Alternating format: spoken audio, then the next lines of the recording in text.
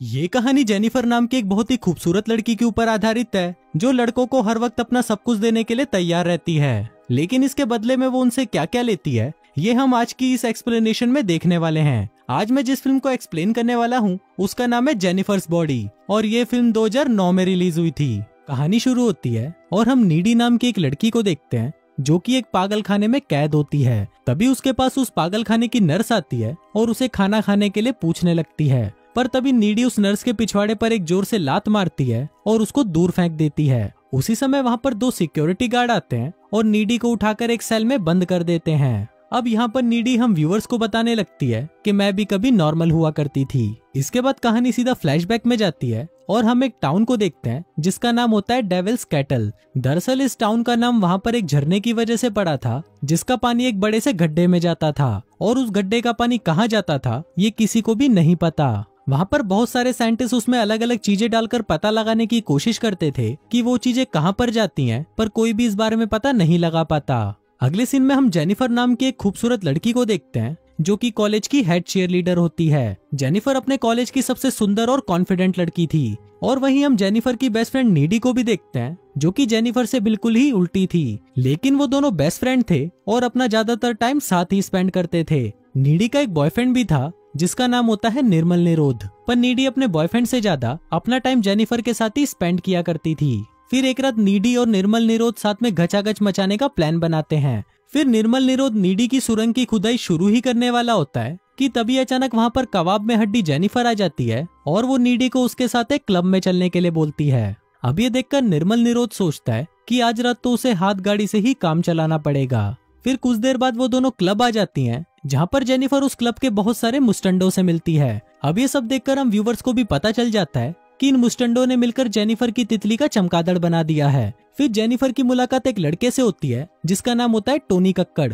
और वो उस क्लब में एक बैंड चलाता है। फिर जेनिफर टोनी कक्कड़ से बातें करती है और उसे ड्रिंक के लिए पूछती है, जिस पर टोनी कक्कड़ भी उसे हाँ बोल देता है। फिर जैसे ही जेनिफर ड्रिंक्स लेने के लिए जाती है तभी पीछे से टोनी कक्कड़ अपने दोस्तों से जेनिफर की लेने के बारे में बात करने लगता है। वहीं टोनी कक्कड़ की सारी बातें नीडी सुन लेती है और फिर नीडी भागकर जेनिफर के पास आती है और उसे बोलती है कि टोनी कक्कड़ भड़वा है और तुम उसे अपनी प्यारी तितली मत देना।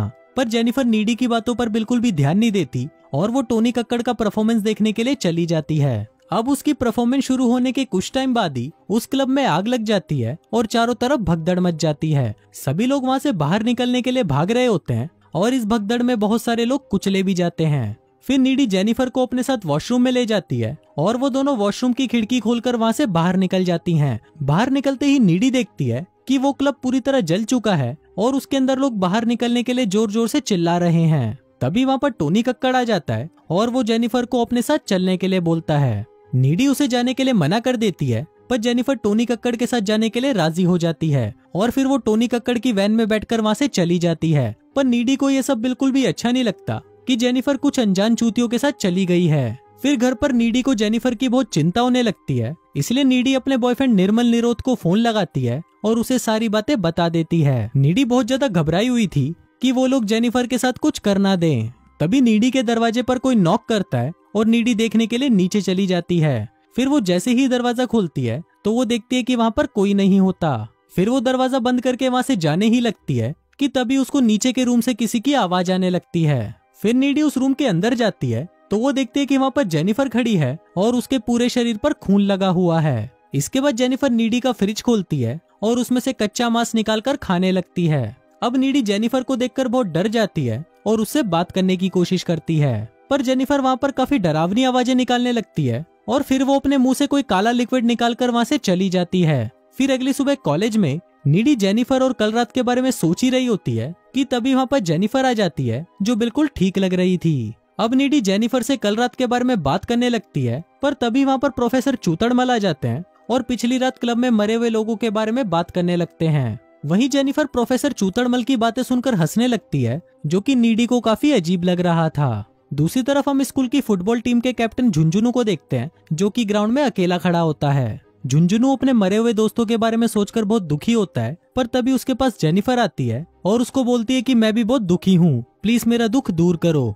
और ऐसा बोलकर वो झुंझुनू का हाथ अपने संतरों पर रख देती है। अब इससे झुंझुनू का छोटा झुंझुनू वाइब्रेट करने लगता है और फिर वो दोनों घचाघच मचाने के लिए जंगल में चले जाते हैं। वहां जाते ही वो दोनों चुम्मा चाटी करना शुरू कर देते हैं, पर कुछ ही देर में जंगल के सारे जानवर वहां पर आ जाते हैं और उन लोगों को चुम्मा चाटी करते हुए देखने लगते हैं। झुंझुनू को ये देखकर काफी अजीब लग रहा था, पर तभी वो जेनिफर को देखता है जिसका मुंह अचानक किसी जानवर की तरह खुलकर बड़ा हो जाता है और फिर वो झुंझुनू को मार डालती है। वहीं झुंझुनू की चीख सुनकर प्रोफेसर चूतड़मल वहां पर आता है और वहां पर झुंझुनू को मरा हुआ देखकर उसकी फटकर 64 हो जाती है। इसके बाद वो पुलिस को इन्फॉर्म कर देता है और पुलिस वहां पर खूनी का पता लगाने में लग जाती है। दूसरी तरफ नीडी और जेनिफर फोन पर बात कर रही होती हैं और नीडी जेनिफर को बताती है कि मैं इस टाउन में हो रही इन घटनाओं से बहुत परेशान हो चुकी हूँ। पर वहीं जेनिफर को इन सब बातों से कोई फर्क नहीं पड़ता और वो बातें करते हुए एक लाइटर से अपनी जीप को जला देती है। पर तभी हम देखते हैं कि उसकी जीप कुछ ही सेकंड में वापस नॉर्मल हो जाती है, जिसको देखकर हम व्यूवर्स को पता चलता है कि जेनिफर के साथ कुछ तो अजीब हो रहा है।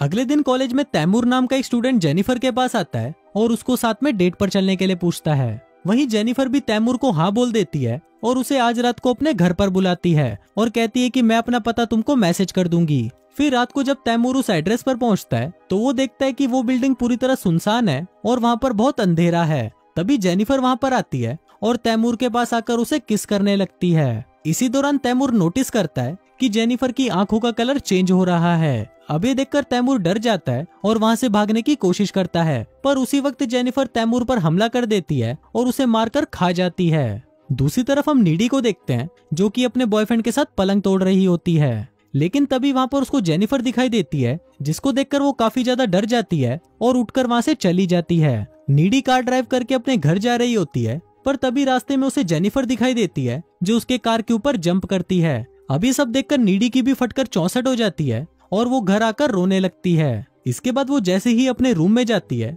तो वो देखती है कि जेनिफर वहीं पर है। फिर जेनिफर नीडी के पास आती है और उसे रिझाने की कोशिश करने लगती है। फिर वो दोनों चुम्मा चाटी करना शुरू कर देते हैं, पर नीडी को दो सुरंगों को आपस में रगड़ने में कोई इंटरेस्ट नहीं था, इसलिए वो जेनिफर को आगे का प्रोसेस करने से रोक देती है। वहीं ये सब देखकर हम व्यूवर्स का भी मूड खराब हो जाता है क्योंकि मेन काम तो रुक ही गया था। इसके बाद जेनिफर नीडी को उस रात के बारे में बताती है जिस रात क्लब में आग लगी थी। यहाँ पर हमें पता चलता है कि उस रात टोनी कक्कड़ जेनिफर को उसी झरने के पास लेकर गया था और वहाँ पर टोनी कक्कड़ और उसका बैंड सक्सेस पाने के लिए शैतान को जेनिफर की बलि देने वाले थे। फिर वहाँ पर टोनी कक्कड़ जेनिफर से पूछता है कि क्या तुम सील पैक हो। अब जेनिफर काफी डरी हुई थी, इसलिए वो झूठ बोल देती है कि हाँ मैं सील पैक हूँ। इसके बाद टोनी कक्कड़ जेनिफर के पेट में चाकू मार देता है और उसे उस झरने में फेंक देता है। अब टोनी कक्कड़ ने तो अपना रिचुअल कंप्लीट कर लिया था और अब उसे लग रहा था कि उसका बैंड फेमस हो जाएगा, लेकिन उसके प्रोसेस में एक कमी थी और वो था जेनिफर का सील पैक ना होना, जिस वजह से जेनिफर वापस जिंदा हो जाती है और उसमें इवल पावर्स आ जाती हैं।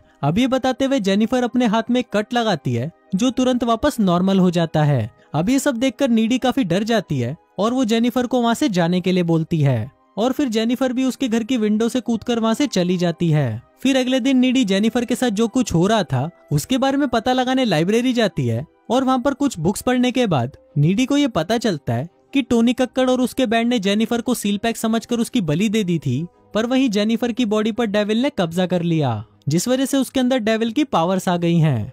यहाँ पर नीडी को ये भी पता चलता है कि अगर जेनिफर को सुंदर रहना है तो उसे इंसानों को मारकर खाते रहना होगा और जेनिफर को मारने का एक ही तरीका है उसके दिल पर वार करना।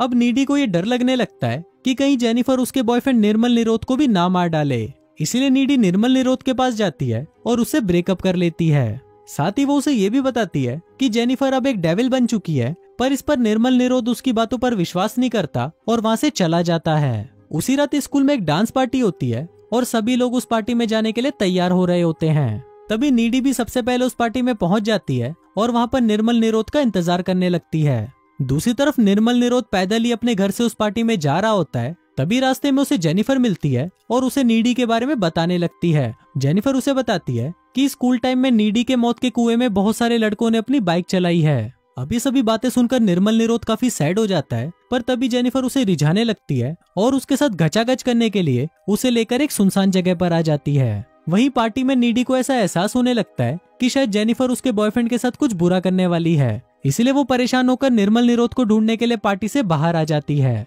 दूसरी तरफ जेनिफर निर्मल के साथ घचाघच करने की कोशिश करती है, पर तभी निर्मल उसे बताता है कि वो अभी भी नीडी से बहुत प्यार करता है। अब इस बात से गुस्सा होकर जेनिफर निर्मल को पानी में गिरा देती है और उसको मारने के लिए उसके पास आने लगती है, पर तभी वहाँ पर नीडी आ जाती है और अब जेनिफर उन दोनों को ही मारने की कोशिश करती है। फिर लड़ाई के दौरान निर्मल निरोध की वहीं मौत हो जाती है और जेनिफर वहाँ से भाग जाती है। अब नीडी को निर्मल निरोध की मौत से बहुत दुख होता है और अगले ही सीन में नीडी जेनिफर के घर पर जाकर उस पर हमला कर देती है। वहाँ उन दोनों में काफी लड़ाई होती है, जिस दौरान जेनिफर नीडी के कंधे पर काट लेती है, जिसके बाद नीडी जेनिफर के दिल पर वार करती है और उसे मार डालती है। फिर कुछ देर बाद जेनिफर की मॉम वहाँ पर आती है और वो नीडी को जेनिफर को मारते हुए देख लेती है। अब जेनिफर के खून के इल्जाम में नीडी को एक मेंटल हॉस्पिटल में भेज दिया जाता है। अब यहाँ से फिल्म वापस प्रेजेंट में आती है और हम देखते हैं कि जब लड़ाई के दौरान जेनिफर ने नीडी के कंधे पर काटा था, तभी नीडी के अंदर भी वो सारी शैतानी शक्तियाँ आ गई थी। इसके बाद नीडी उस जेल को तोड़कर वहाँ से बाहर आ जाती है